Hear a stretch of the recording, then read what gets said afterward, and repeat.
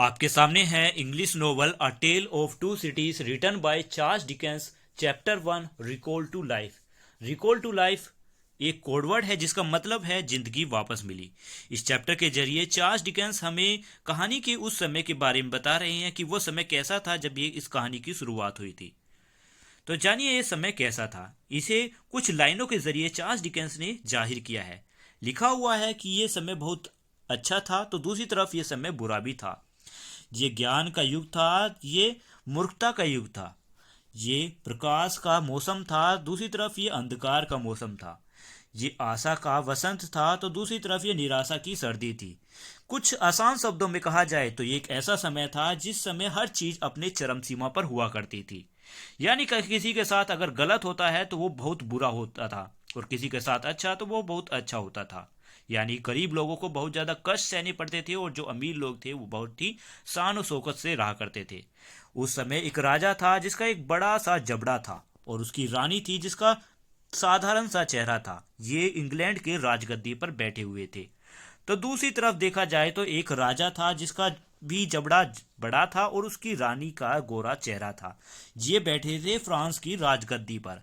दोनों देशों के लोगों का यही मानना था कि देश ऐसे ही चलता रहेगा और देश कभी नहीं बदलेंगे। इंग्लैंड में सभी लोग भूत प्रेतों की बातों से परेशान थे और उन्हें डर था रात की चोरी होने का। रात की चोरी होने का डर इसलिए था कि उस समय रात में बहुत ज्यादा चोरी हुआ करती थी और ये चोरी उन्हीं के द्वारा हुआ करती थी जिन पर वो दिन में भरोसा करते थे। दूसरी तरफ फ्रांस में सभी लोग अजीब नियमों से परेशान थे। नियम के उल्लंघन करने पर इनको सजाएं दी जाती थी।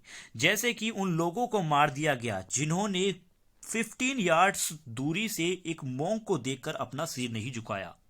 दोनों देशों में राजघराने के लोग बड़े ही शान से रहते थे। उनकी जो अमीरी है वो बढ़ती जा रही थी तो दूसरी तरफ जो वंचित लोग थे, गरीब लोग, उनकी और गरीबी बढ़ती जा रही थी। दोनों देश के राजा और रानी अपनी आंख बंद करके अपनी प्रजा पर ध्यान नहीं दे रहे थे कि उनकी प्रजा कितना मेहनत कर रही है। वो तो सिर्फ अपनी इम्पोर्टेंस के लिए, अपनी सेल्फ इम्पोर्टेंस के लिए, यानी अपनी ज़रूरतों के लिए इनको बहुत ज़्यादा यूज़ कर रहे थे, अपनी प्रजा को। अब इस कहानी की शुरुआत करते हैं। इसमें लिखा हुआ है कि ये बहुत गहरी अंधेरी रात थी। नवंबर का महीना था। 1775 का समय था। एक हल्का सा धुंध पूरे सूटर हिल यानी एक सूटर नाम की एक पहाड़ी पर फैला हुआ था। एक कोहरा जिसमें जिस पर ऐसा लग रहा था देखकर जैसे कि कोई आत्मा या कोई स्पिरिट अपने आराम करने की जगह ढूंढ रही हो और उसे आराम करने की जगह नहीं मिल रही।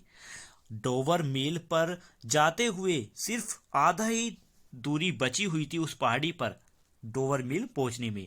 यानी कोई डोवर मिल पर जा रहा था पर आधे रास्ते तक ही पहुंचा था। ये था एक एम्प्टी काउच जिसको 4 घोड़ों द्वारा खींचा जा रहा था और इसके जो यात्री थे वो घोड़े के और उस काउच के साथ साथ चल रहे थे। इसकी वजह ये नहीं है कि वो एक्सरसाइज करना चाहते थे, बल्कि वजह तो ये है कि उस कोच का वजन बहुत ज्यादा था जिसकी वजह से घोड़ा उसको ठीक से उस दलदली मिट्टी पर खींच नहीं पा रहा था, जिस वजह से सभी लोग गाड़ी से उतरकर उसके साथ साथ चल रहे थे जिससे घोड़ा उस गाड़ी को खींच सके। ड्राइवर और गार्ड उसके साथ साथ चल रहे थे जिनको अपने सामने कुछ ही फीट दूरी तक ही दिखाई दे रहा था। दोनों ये जानते थे कि डाकुओं या फिर लुटेरों के लिए ये रात बहुत ही अच्छी है, क्योंकि शूटर हिल एक अच्छी जगह है, क्योंकि ये बहुत एक चढ़ाई वाला जगह है और यहाँ पर जो इनका काउच है जिसको घोड़ा खींच रहा है, घोड़ा गाड़ी, ये बड़ी ही धीमी रफ्तार से चल रहा है, बिल्कुल एक स्नेल की तरह। दोनों ने उस धुंध में झांकने की कोशिश की, कोहरे में झांकने की कोशिश की कि कुछ हलचल तो नहीं हो रही है, स्पेशली कोई घुड़सवार तो नहीं आ रहा। गार्ड ने अपने घुटनों के बल बैरल लगाकर एक बड़ी सी गन को पकड़ रखा था। अचानक उसने अपनी गन को अपने शोल्डर पर रख लिया और एक आवाज सुनी। तभी उसने अपने साथ के सभी लोगों से कहा, किसने? गार्ड ने कहा सभी लोगों से कि मुझे एक घोड़े की आवाज सुनाई दे रही है, मेरे पीछे आ जाओ। जेंटलमैन, राजा के नाम पर सभी जितने भी लोग हैं वो काउच में चढ़ जाओ। ठीक है, कोच में। अब कोच में सभी चढ़ गए तो कोच वहां पर रुक गया और तीनों पैसेंजर, जो तीनों यात्री थे, वो जल्दी ही उस कोच के अंदर चले गए और गार्ड अभी भी बाहर ही खड़ा था, तैयार था, उसका इंतजार कर रहा था। बड़ी शांति से वहीं पर खड़ा रहा, बड़ी शांति से उस घुड़सवार की ये इंतजार कर रहे थे कि घुड़सवार कौन आ रहा है। गार्ड ने बड़े ही कसकर अपनी गन को पकड़ रखा था और खतरे के लिए तैयार था। अचानक एक घोड़ा दौड़ता हुआ बड़ी तेजी से इनके पास आया और तेजी से उनकी इस पहाड़ी पर चढ़ गया, उनके पास आ गया।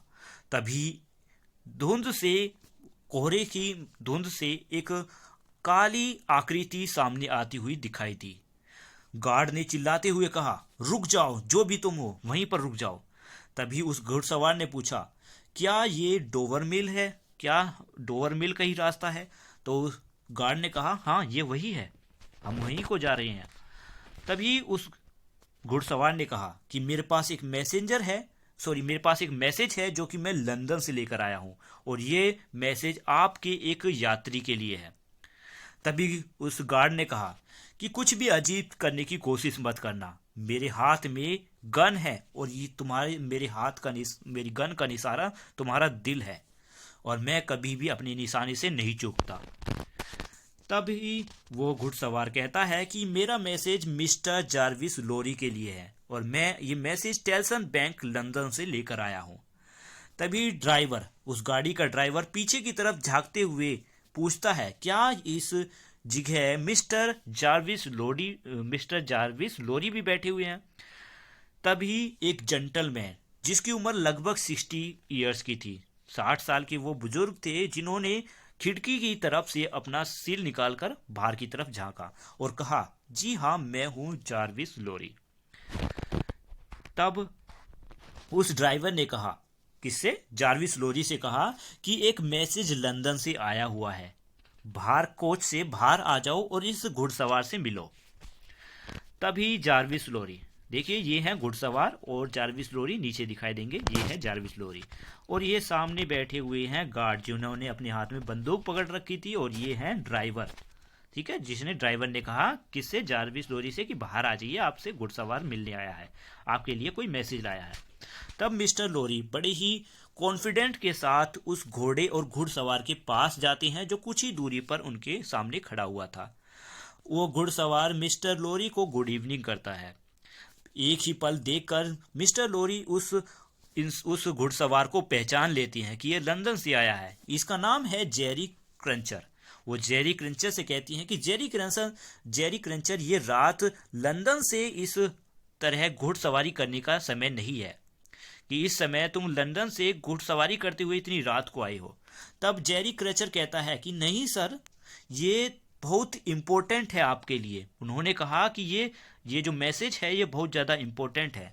तो मिस्टर लोरी ने उस घुड़सवार से एक स्मॉल फोल्डेड पेपर अपने हाथ में ले लिया और उसको लेकर काउच के लैंप के आगे रख दिया। फिर जोरों से पढ़ा, मीट मेडिमोसली एट डोवर। ये मैसेज पढ़ा और फिर राइडर की मतलब घुड़सवार की तरफ देखते हुए कहा, उन्होंने कहा जेरी क्रंचर से कहा कि जेरी, उनसे कहना कि मेरा जवाब है रिकॉल टू लाइफ। ये बड़ा ही अजीब सा जवाब था। मिस्टर लोरी ने कहा कि ये तो बड़ा ही अजीब सा जवाब है सर।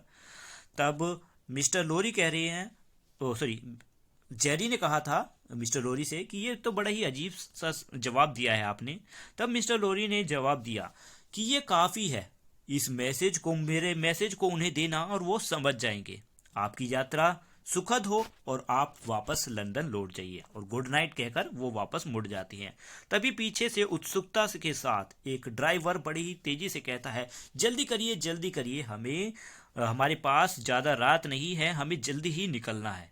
और इस तरीके से ये थोड़ा सा पार्ट था इस चैप्टर का जो खत्म होता है। अब नेक्स्ट पार्ट थोड़ा सा बचा हुआ है जिसको हम नेक्स्ट वीडियो में कंप्लीट करेंगे।